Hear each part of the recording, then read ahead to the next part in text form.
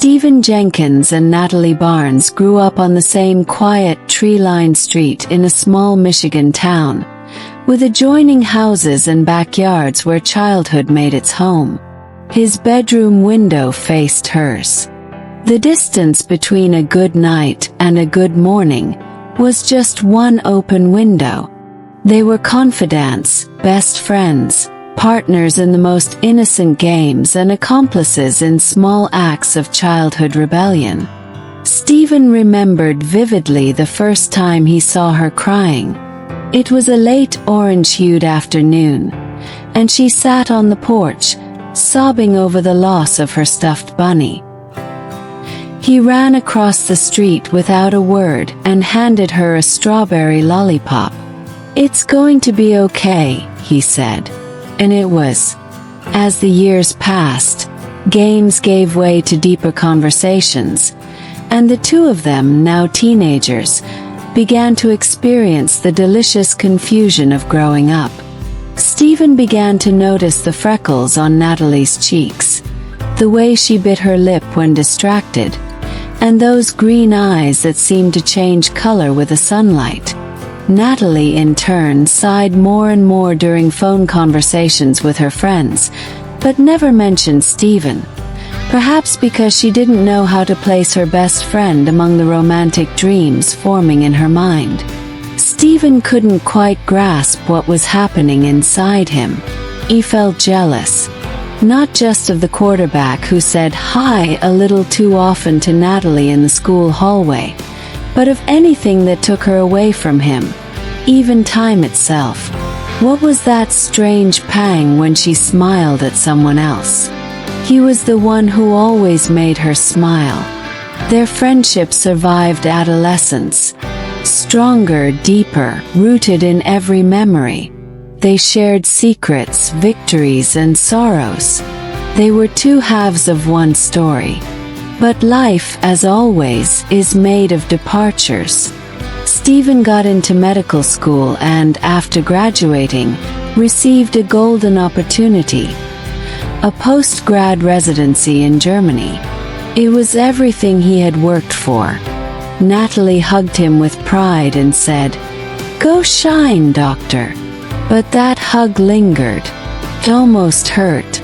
The email started off intense. 3 a day, long and full of life. Then 1 per day. Then 1 every 2 weeks. Until the inbox fell silent. Natalie was dating now. Robert Dixon. Stephen found out through a short, flat email.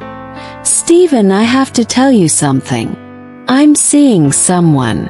His chest split in two. How could this be? Natalie was his friend, wasn't she? Just a friend. That hurt like loss, like abandonment, like the end of something that never began, but always existed. 2 years later, total silence. No emails. No news. Until one day, during a routine phone call with his mother, he heard the sentence that shattered his world. "Stephen, did you hear? Natalie married Robert." Stephen didn't sleep that night. He didn't eat the next day. Something inside him died. He finished his studies and accepted a residency at a hospital in Waco, Texas, a small, quiet town where he thought he could bury his heart. He had no serious relationships after that. None compared to the memory of Natalie. But fate, that unpredictable screenwriter, has a peculiar sense of humor. It was a hot August morning when a tornado hit the town. The St. John's Hospital emergency room was in chaos. Wounded people, cries, blood. Stephen ran from room to room until, opening a triage door, time stopped. There she was, Natalie, bleeding, in a wheelchair, frightened. The entire world disappeared. Stephen read the chart with trembling hands. Car accident. Driver Robert Dixon. Status: deceased at the scene. The pain pierced Stephen like a blade. He stepped closer. His voice trembled. "Natalie." She raised her eyes and with effort gripped his arm. "My friend. I missed you so much. And Robert, how is he?" Stephen swallowed hard. The pain on her face was unbearable. "Natalie. He didn't make it. I'm so sorry." She collapsed into sobs. Stephen often found himself staring out of his window long after midnight, as if the moonlight carried whispers from Natalie's old bedroom, replaying memories etched into his heart. How she used to mimic their teachers with exaggerated accents, how they played wedding with dandelion crowns, and how one summer night, she leaned on his shoulder during a fireworks show, unaware that his world had just ignited in a completely different way. There were unspoken things in the silences between them, things neither had language for at such a young age. Like the way his heart tightened when she spoke of school dances, or how her laughter could untangle any knot in his chest, except the one tied by her absence when she went on a weekend trip with her cousins and he couldn't stop checking if she'd returned early. He kept a shoebox under his bed filled with remnants of their friendship. Movie stubs, pressed wildflowers, a letter she wrote after their 8th grade graduation saying, "No matter where life takes us, we'll always find our way back." Natalie, on the other hand, kept her feelings neatly folded behind smiles and distractions, thinking that maybe the way her stomach fluttered when Stephen laughed was just a symptom of nostalgia. Not love, because love was something loud, dramatic, and world-shaking, not quiet and constant like him. But the truth is, it was always Stephen, from the first time he helped her climb the backyard tree to the day he comforted her after a bad math test with a candy bar and a paper crown, declaring her queen of brains in front of everyone, completely unapologetic about how ridiculous he looked with glitter glue on his fingers. He was the boy who stayed when others left, the one who knew her favorite jelly bean flavor, who hated olives but picked them out of her pizza without being asked, and who always waited for her at the corner after school even when it rained. And yet, when the distance came, neither knew how to hold on without seeming desperate. Stephen drowned himself in studies and silence, while Natalie, unsure whether she was moving forward or just moving on, told herself that Robert was stable, kind, and present. But not once did her heart skip the way it used to when Stephen's name lit up her phone. Even as the emails dwindled and the seasons changed, Stephen never deleted her last message, reading it over and over, dissecting each word for hidden meanings, wondering if her "I miss the way you made me laugh" was a secret admission of everything he was too afraid to ask. So when he learned of her wedding not from her lips but from his mother's casual remark, something in him cracked, not just because she belonged to someone else, but because she didn't think he needed to know, like their history could be folded away as easily as a childhood photo. Still, he couldn't hate her, not even a little, because love like that doesn't come with blame, it just sits quietly in the ribs, waiting for a reason to breathe again. It was supposed to be just another humid morning in Waco, Texas. The sun hadn't even reached its zenith when the skies turned gray. The wind picked up with a vengeful hiss, and alarms wailed through the city. A tornado ripped through like an angry god, twisting metal and dreams with equal fury. At St. John's Hospital, chaos ruled. Stephen was elbow-deep in triage when the paramedics wheeled in a woman whose face he hadn't seen in years, but whose presence struck him like a thunderclap. Natalie Barnes. Blood trailed down her forehead. Her eyes were half open, unfocused. She was whispering a name Stephen hadn't heard before. Robert. Robert. Time fractured. The beeping of machines, cries of patience, and the orders being shouted around him faded. All that remained was her. He bolted to the chart. Car accident. Tornado aftermath. Passenger. Husband dead on arrival. His knees buckled slightly. Not Robert Dixon. Whoa. He hadn't even known they were still in Waco. His mother mentioned a wedding 2 years back, but since then, nothing. Natalie had vanished from his world like a sunken star. He approached slowly. "Natalie." His voice cracked, broken and fragile. Her eyelids fluttered. She turned toward him, blood smudging her cheek. A hand shot forward and clutched his wrist with a surprising strength. "Stephen, my friend, I missed you so much." Then panic flooded her voice.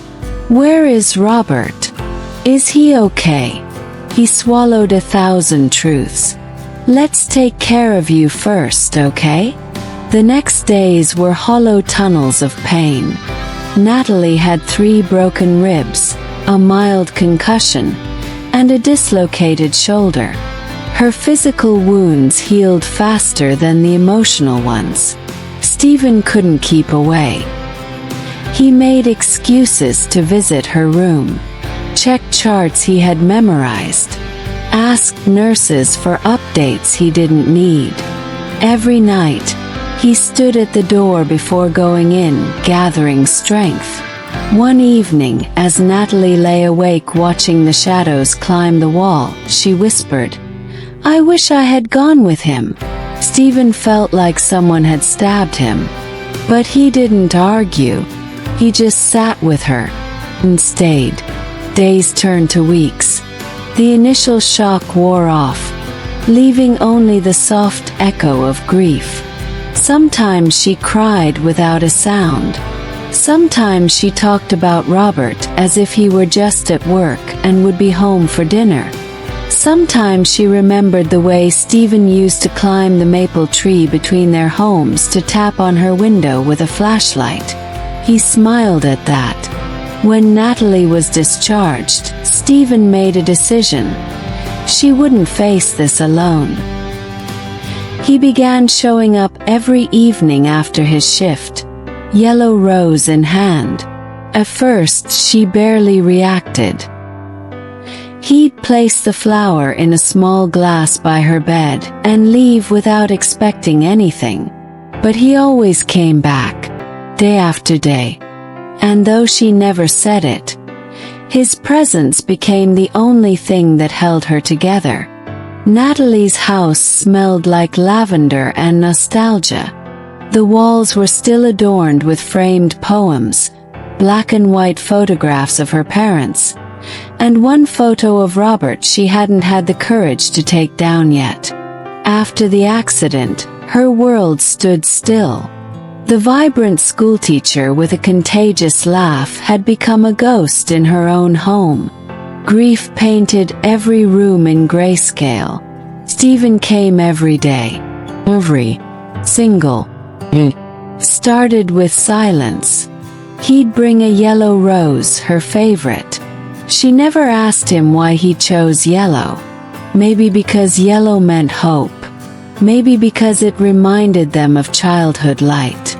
Maybe because he couldn't bring himself to give her a red one. Not yet. He'd sit beside her on the couch while she stared at the floor. Some days he'd talk about work, the patients, or a funny moment with a nurse. Other days, he'd read her favorite passages from childhood books.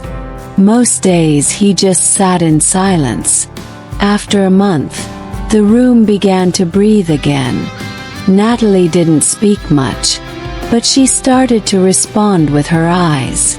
She'd nod, she'd smile faintly. Her tears came less. Slowly, she re-entered life. And Stephen, he waited. 6 months passed. Every visit was the same. One yellow rose. One hopeful smile. One chair. One silence. Until one day, she reached for his hand. You never gave up on me. I never will, he whispered.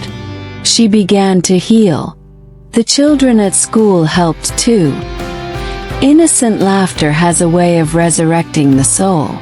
Stephen noticed her dressing with more color, heard her humming in the kitchen, and saw her walking around barefoot like she used to when they were teenagers.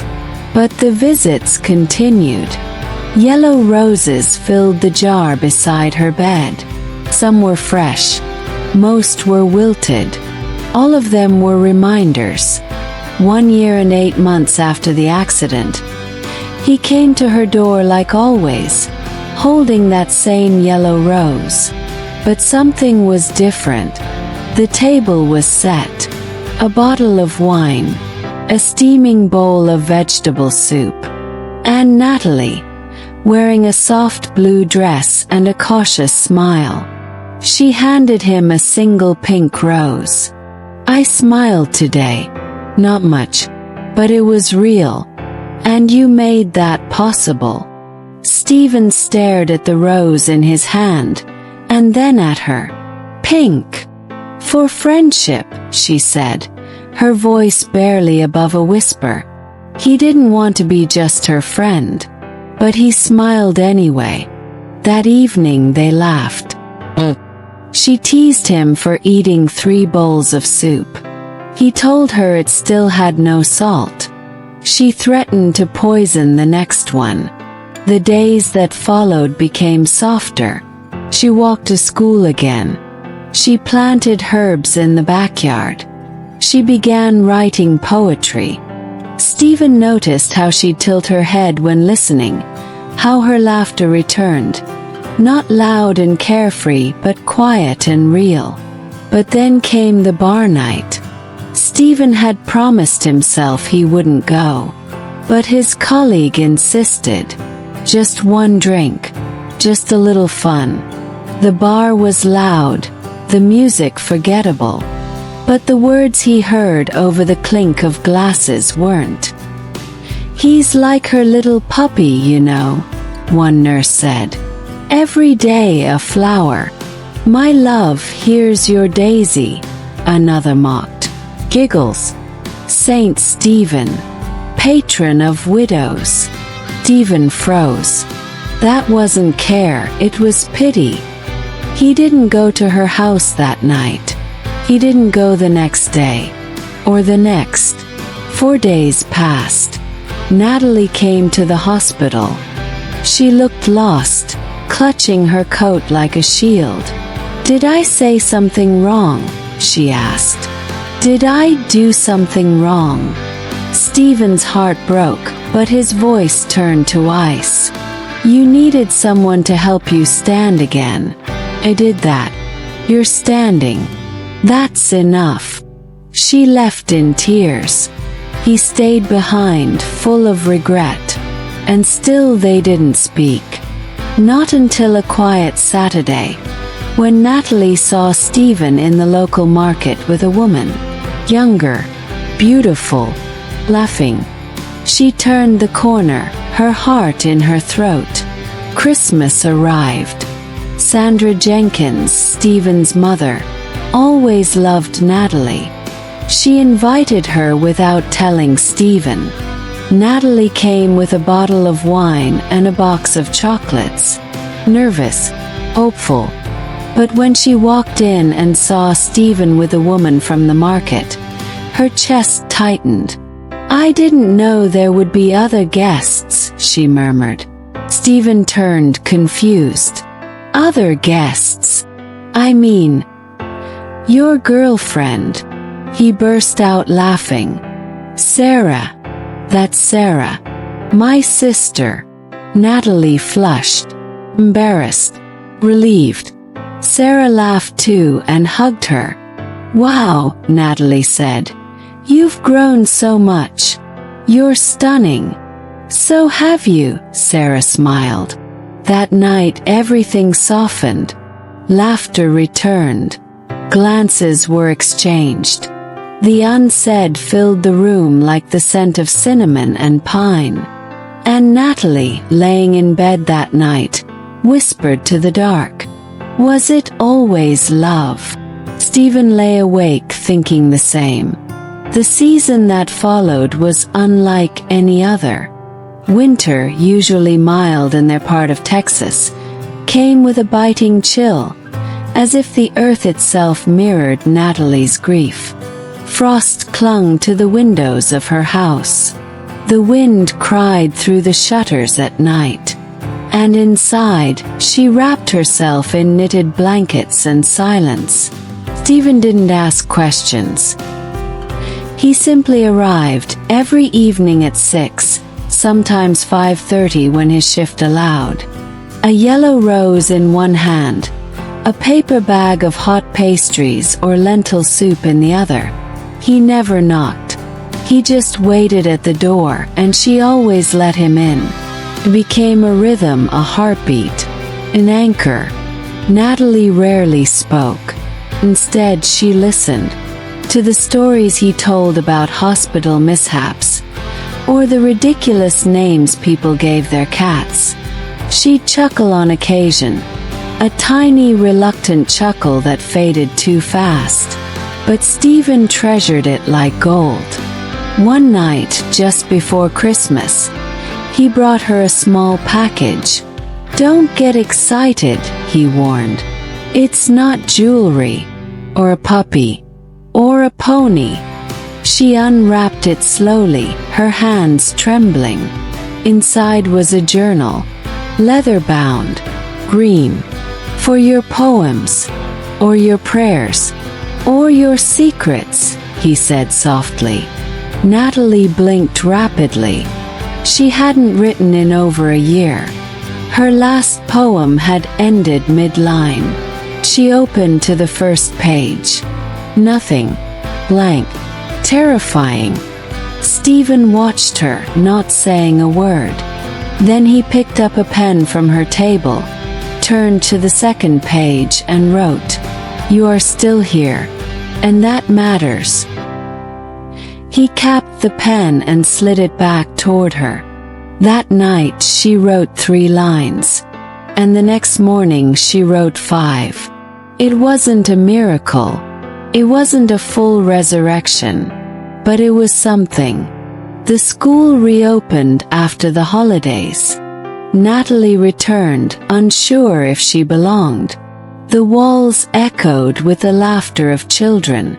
She stood in her old classroom, surrounded by finger paintings, dusty chalk, and half-read books. Felt like stepping into someone else's dream. But the kids were patient and kind, and Stephen was relentless. Every evening he asked the same question: "How many smiles today?" At first the answer was always, "None." Then, "1." But it was fake. Weeks later, 2. One from Joey. "He made me laugh. On purpose, I think." Time moved forward like an old freight train. Slow, noisy, but persistent. One evening in late February, Natalie asked him to stay for dinner. It was the first time since Robert's death that she lit candles. Stephen was nervous. He spilled water on the table, burned his tongue on the soup, dropped his fork. Natalie laughed. Really laughed. It filled the room like light. After dinner they sat by the fireplace. The flames crackled. Outside the wind howled. "You ever wonder what your life would be if just one thing had been different?" she asked, staring into the fire. Stephen nodded slowly. "Every day. What if I had said yes to you back then?" His breath caught. "Would we be here now?" she whispered. He looked at her for a long time, then shook his head. "No, because I never would have let you go." Silence. Long, heavy. Weep. She didn't reply. But she didn't look away. And that was enough. Spring's gentle breath stirred the world outside Natalie's window. coaxing life into the fading branches and awakening colors long dormant. Yet inside the quiet room where the two old friends found themselves reunited, an unseen storm of doubts and unspoken fears brewed beneath their fragile peace, like shadows creeping at the edges of a fading light. Stephen's mind was a battlefield, torn between the warmth of Natalie's smile that rekindled a spark of hope within his guarded heart, and the cold, relentless walls built from years of loss and silent longing that kept him distant, afraid to cross the line from friendship into a love so deep and raw it threatened to unravel everything he thought he knew about himself. Natalie, too, wrestled with the echoes of her own grief and the delicate, terrifying possibility that the safe harbor of friendship might blossom into something more. Something real, something that could heal or shatter in equal measure.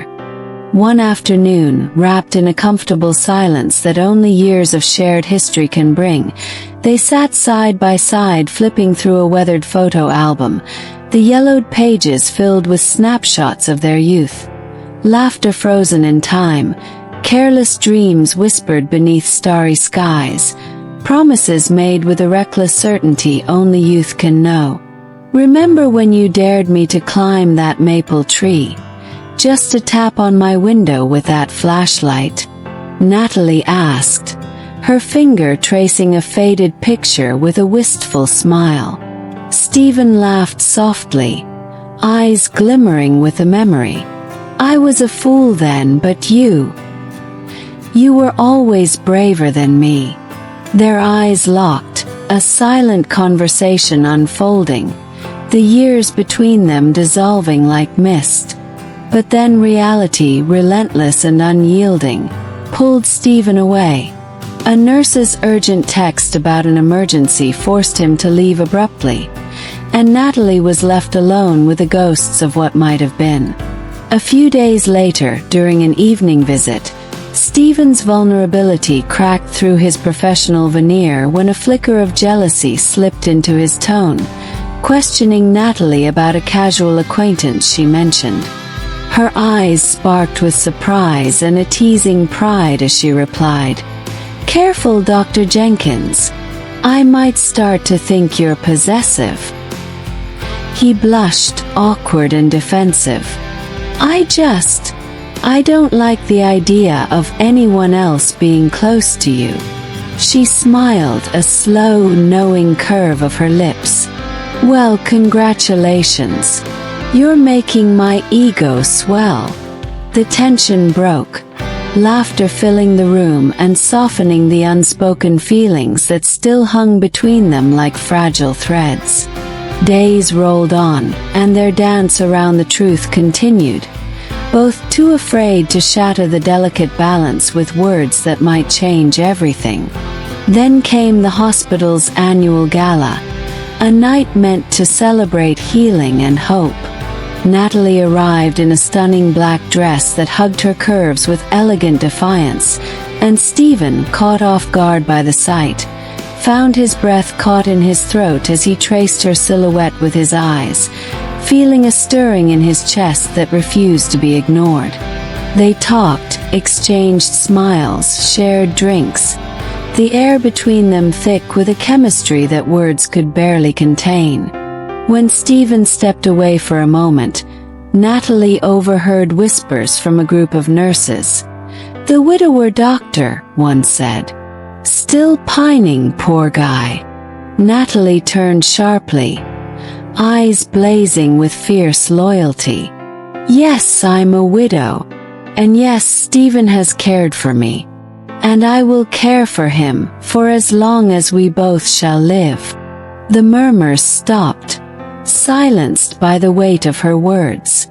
Later, as Stephen drove her home, silence filled the space between them, heavy and charged.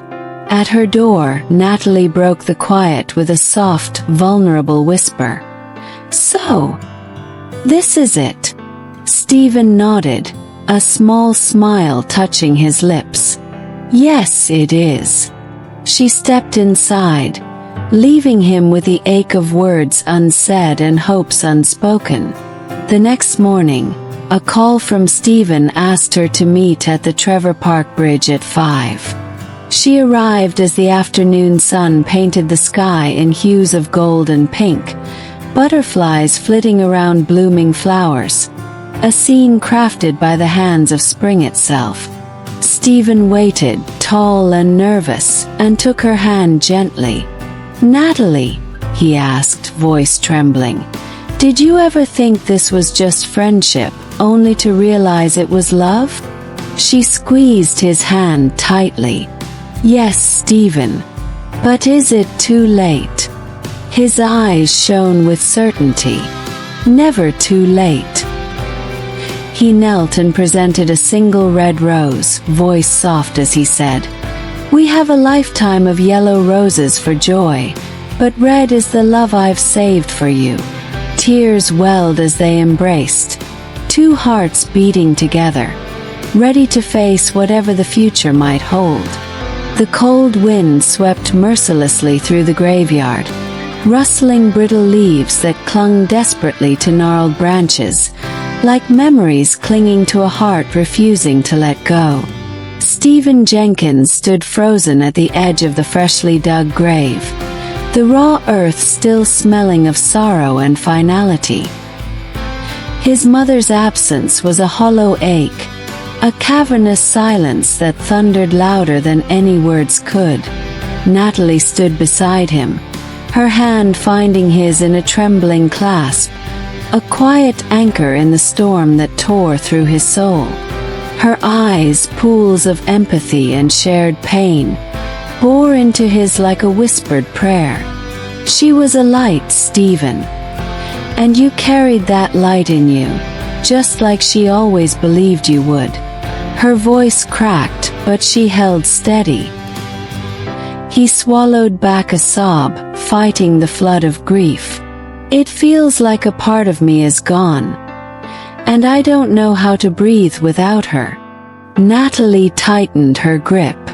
"You don't have to breathe alone. I'm here."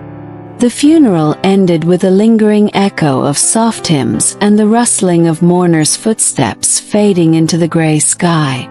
Later, sitting on the cold marble steps of the cemetery chapel, Natalie pulled from her bag the worn photo album they'd once looked through, now their fragile bridge across the turbulent years.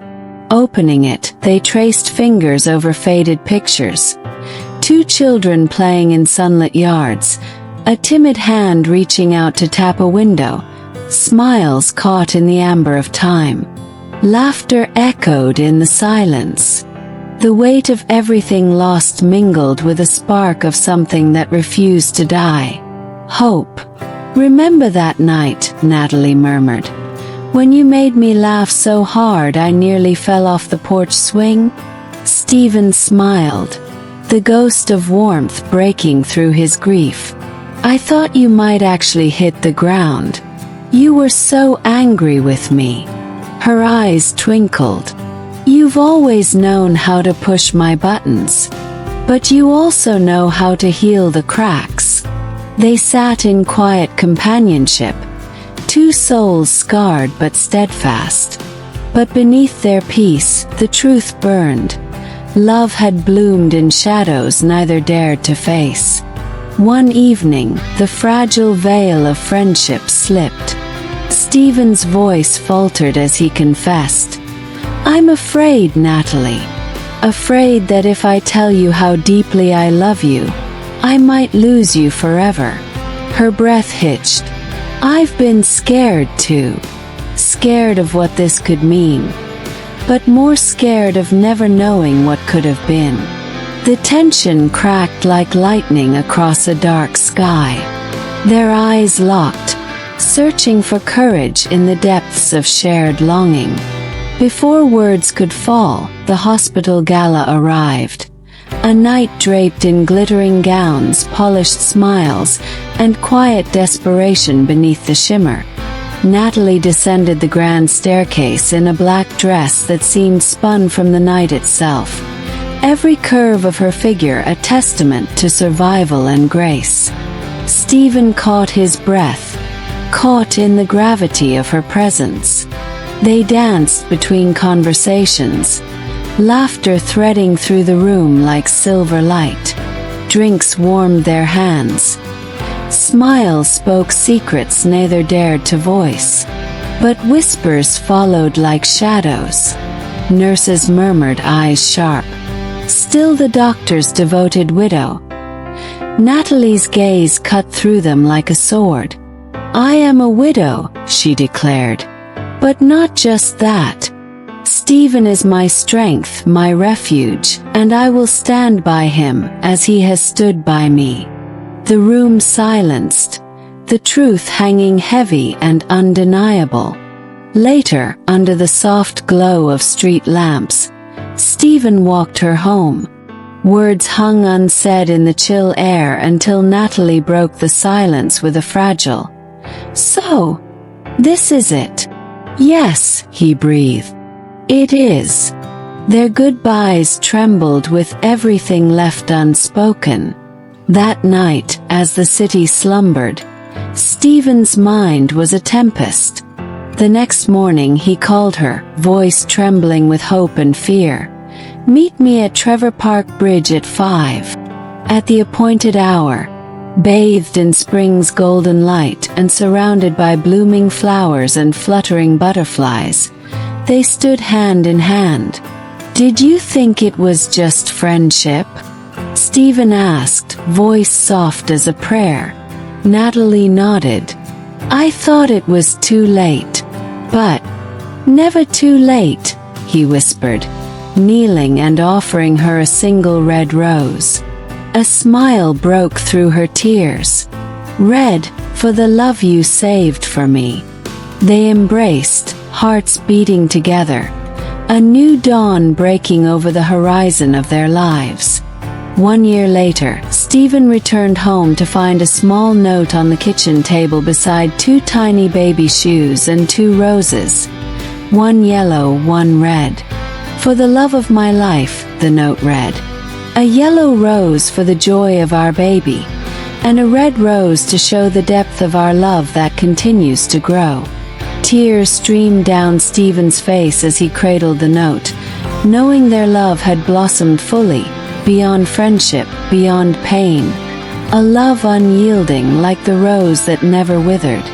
Stephen stood still in the quiet kitchen, the morning light filtering softly through the window, casting a gentle glow over the small treasures on the table. The tiny baby shoes seemed to pulse with a life of their own, promises folded in fragile leather. The yellow rose spoke of joy. The red one whispered of passion and unwavering love. His heart, once battered by loss and silence, now brimmed with a symphony of hope. He traced the delicate petals, imagining the warmth of their child's tiny fingers curling around his own. The room seemed to breathe with possibility. Footsteps echoed softly behind him, and Natalie appeared in the doorway, her hand resting protectively on the swell of her belly. Her eyes met his, bright, luminous, and filled with the quiet strength of a woman who had weathered storms and found sanctuary in love. Without a word, he crossed the room and gathered her into his arms, their breaths mingling like the first notes of an eternal song. Together they stepped outside into the blossoming world, the spring air fragrant with new beginnings. Natalie's hand in his felt like the anchor and the sail all at once, steady yet full of promise. They walked slowly, savoring the weight of the new life growing between them, each step a silent vow to face the future side by side. The sun dipped low, casting a golden hue over the path, and Stephen whispered, "We're not just 2 anymore. We're a family, fragile, fierce, and forever." Natalie smiled, her eyes shining with tears of joy. "And I've never been more certain of anything." As they walked beneath the awakening sky, their hearts beat in tandem, a tender rhythm that would carry them through every dawn and dusk yet to come, bound by love, by hope, by the unbreakable promise of tomorrow.